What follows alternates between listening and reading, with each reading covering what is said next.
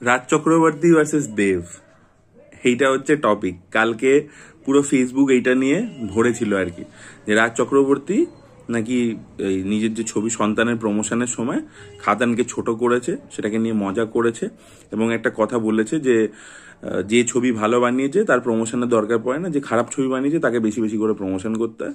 এবং সেখান থেকে তিনি নাম করেননি খাদানে, বাট সবাই ধরে নিচ্ছে যে না, খাদানকে নিয়ে বলা হচ্ছে, দেবকে ছোট করা হলো, দেব চেষ্টা করছে কমার্শিয়াল ছবি করার। তো সবকিছু মিলিয়ে তাকে অপমান করা হয়েছে এবং সেখান থেকে একটা বিশাল হেট্রেড রাজ চক্রবর্তীর প্রতি। বা দেবের ফ্যান্সরা যারা করছে তাদেরটা আমি বুঝতে পারি, বিকজ তারা আবেগ থেকে করছে।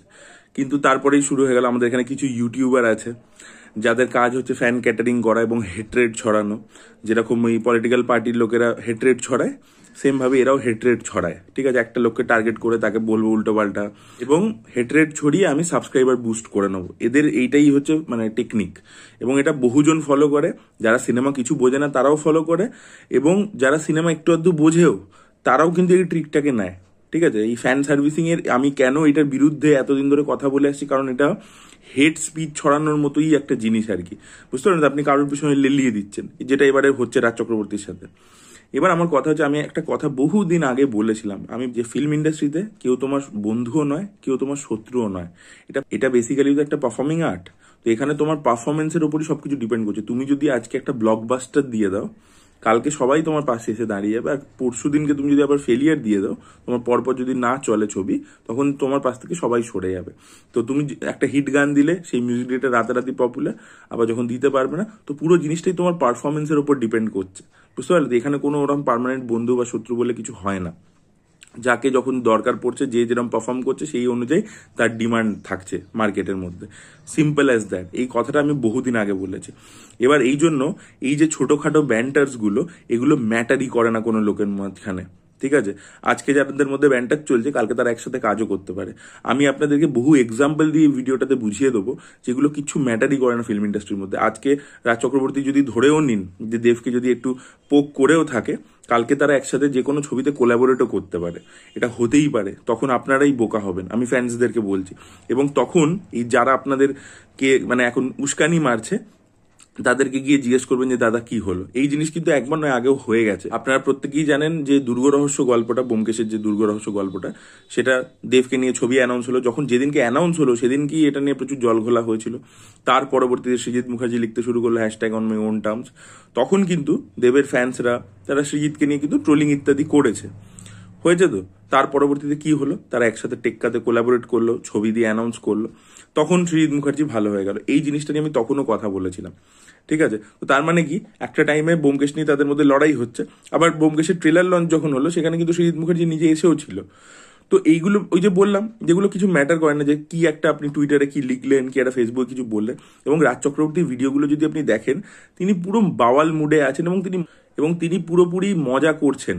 ঠিক আছে, সন্তান সন্তান করে র্যাপ করছেন, বা বলছে আমার বউকে দিয়ে কত কাজ করাচ্ছে, এইসব দিয়ে আপনি ভিডিওগুলো দেখুন পরপর যেগুলো আসছে ফেসবুকে, মানে উনি মজার মুডে আছেন। তো এইগুলো একটু ছোটোখাটো যদি হয়ে থাকে, মানে কোনটা মানে রিয়েল ইন্টেনশন নিয়ে আপনি ছোট করছেন আর কোনটা মজা করছেন, সেটা বোঝা যায় ভাই। ভিডিওটা আপনারা গিয়ে চেক আউট করে ভালো করে আরেকবার দেখুন। এখানে কিন্তু রাজ চক্রবর্তী কোনো মানে যে খারাপ ইন্টেনশন নিয়ে ওটা অমুক তমুক এরকম করে কিচ্ছু বলেনি সে। এবার আমি যদি বলি যে এই যে পোকিংটা, এই পোকিংটা দেব, সুপারস্টার দেবও করে থাকেন। এবার তিনি যখন করেন তখন কিন্তু সেটাকে নিয়ে এই ইউটিউবাররা সরব হয় না, কারণ জানে যে ফ্যান বেস রেগে যাবে। আমার কথা হচ্ছে, এই যে প্রি ট্রেলারটা যেদিনকে মিরাজ সিনেমাসে লঞ্চ করেছে, সেদিনকে আমি একটা ইন্টারভিউ ক্লিপ দেখেছিলাম, যে সেখানে দেবকে জিজ্ঞেস করা হচ্ছে যে ডিসেম্বরে অন্য ছবি আসছে, বলছে না তোমার জন্য অনেক ছবি হতে পারে, আমার জন্য খালি খাদান আসছে। ডিসেম্বরে একটাই ছবি রিলিজ করছে, খাদান। বা তার আগে বহুরূপী যখন পুজোর সময় রিলিজ করেছিল, তখন এই যে অর্গ্যানিক ব্লকবাস্টার, ইনঅর্গ্যানিক ব্লকবাস্টার, এই যে ব্যাপারটা, এটাকে নিয়েও দেব কমেন্ট করেছিলেন যে আজকে দেখছি যে পাশের লোকে যে কোনো ফিগার্স দিয়ে যাচ্ছে। এই কথাটা তিনি বলেছিলেন। তো কাকে টার্গেট করে বলেছেন, নাম না নিয়ে কাকে টার্গেট করেছেন? বহুরূপীকে। আচ্ছা, আমি ওটাও ছেড়ে দিচ্ছি। টেক্কার সময় যখন আমি ইন্টারভিউ করতে গেছিলাম, যে সৃজিত মুখার্জি ছিল, আপনারা ইন্টারভিউটা অনেকেই দেখেছেন, সেখানেও এক জায়গায় মানে দেবদা মজা করে বলেছে যে যদি রাজদা আমাদেরকে নিয়ে ছবি করে, আমাকে জিদ্দাকে নিয়ে ছবি করে, সেটা তখন 3টে সুপারস্টারের ছবি হয়ে যাবে বলে আমিও হেসেছি, দেবদাও হেসেছে। আপনারা গিয়ে দেখে নিন। এবার আই এম ভেরি শিওর যে দেবদাও যেটা করছে সেটা মজার ছলে, মানে টেক্কার ইন্টারভিউটার মধ্যে তো মজার ছলেই করেছে। আর বাকি জায়গাতেও যেখানে বলছে সেটা এইটুকু পোকিং চলে, সেটাও সে হেসে হেসেই বলেছে। মানে তো সেগুলো সে একদম যে সিরিয়াস ইন্টেনশনে যে আমি এটাকে ম্যালিস করবো সেরকম ইন্টেনশনে সেও বলেনি। আমি সেটা বলছি না, আপনি এক্সাম্পল দিচ্ছি আর কি, যে দেবেরও যে ইন্টেনশন খারাপ এরকম নয়। এটা একই দিনে দুটো ছবি যখন রিলিজ করবে একটু আধটু এরকম পোকিং চলে, এটা আজকে বলিউডে হতো না, শাহরুখ আমিরের মধ্যে হয়নি, তাদের মধ্যে তো সিরিয়াস কিছু হতো, এইটুকু চলে। তাদের কি তাদের সম্পর্ক খারাপ হয়ে গেছে? সালমান শাহরুখের মধ্যে হয়নি? তো এগুলো কি সিরিয়াস কোনো ঝামেলা? এইটুকু ইত্যা একটা পোকিং করেছে, কি হয়েছে, ছোট মজার ছলে। তো সেটাকে নিয়ে হঠাৎ করে সবাই রেগে গেল। আর ফ্যান্সরা রেগে যাচ্ছে, তাদের ভালোবাসা আছে, ঠিক আছে, কিন্তু এই যে আগে আমি বললাম যে ইউটিউবার, এই যে ফ্যান ক্যাটারিং, এই যে পুরো একটা সাইকেল চলছে, সেটার হচ্ছে সবচেয়ে ক্ষতিকারক। সঙ্গে সঙ্গে রাজ চক্রবর্তী রিমেক ছবি করেছে, রাজ চক্রবর্তী ছবি বানাতে পারে না, এই করতে পারে না, ওই করতে পারে না। ভাই অরিজিনাল ছবি যখন বানিয়েছে পড়ে নিতে সুপারহিট। বাবলিও হিট হয়ে যেত, বাবলির ওপেনিংটা একবার দেখুন, নাম্বারটা, বাবলিও হিট হতো। ওই সময় আমাদের স্টেটে যে পরিস্থিতি হয়ে গেছিল সেই কারণে বাবলি হিট হয়নি। হঠাৎ করে রাজ চক্রবর্তীকে টার্গেট, তার ফিল্মোগ্রাফি নিয়ে এসভিএফ কে টার্গেট, আননেসেসারি, কোনো লাভ হলো না। উল্টে কি হলো, সন্তানের প্রমোশন হয়ে গেল। সন্তানের প্রমোশন হয়ে গেল, আপনারা দেখুন আপনাদের কিরম বুদ্ধি।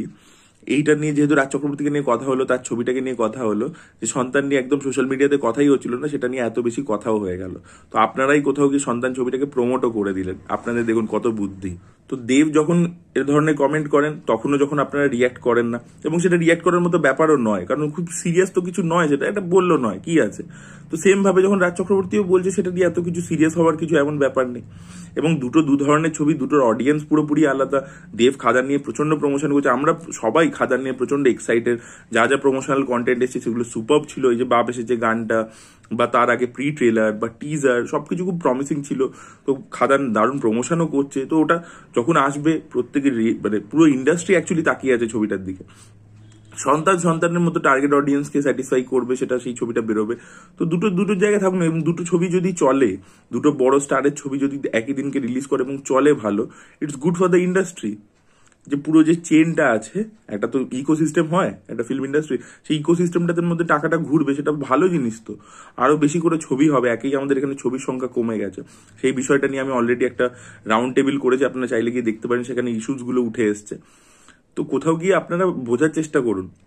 এই বলছেন বাংলা ছবিকে সাপোর্ট করি, কিন্তু বাংলা ছবিকে সাপোর্ট করি বলে খালি সুপারস্টারদের ছবিকে সাপোর্ট করলে তো হবে না। বাংলাতে যত সিনেমা বেরোচ্ছে সেগুলোর মধ্যে যে কোনো ছবি, আজকে যদি মানুষী সিনহার যে ছবিটা 20 তারিখে রিলিজ করছে, সেই ছবিটাও যদি ব্যবসা করে, সেটাও ইকোসিস্টেমে টাকা আনছে। সেই ছবিটা হিট হলে একটা নতুন প্রডিউসারকে দেখে আরো 4টে নতুন প্রডিউসারও আসবে, সেটাও কিন্তু ইন্ডাস্ট্রির জন্য ভালো জিনিস। তো এগুলো ভাবনা চিন্তা করে ফেসবুকে এই পোস্টগুলো দেওয়া শুরু করুন, এইটুকুই বলবো। আর কিছু বলার নেই আমার। আপনাদের বক্তব্য অবশ্যই কমেন্ট সেকশনে জানাবেন। Thank you so much.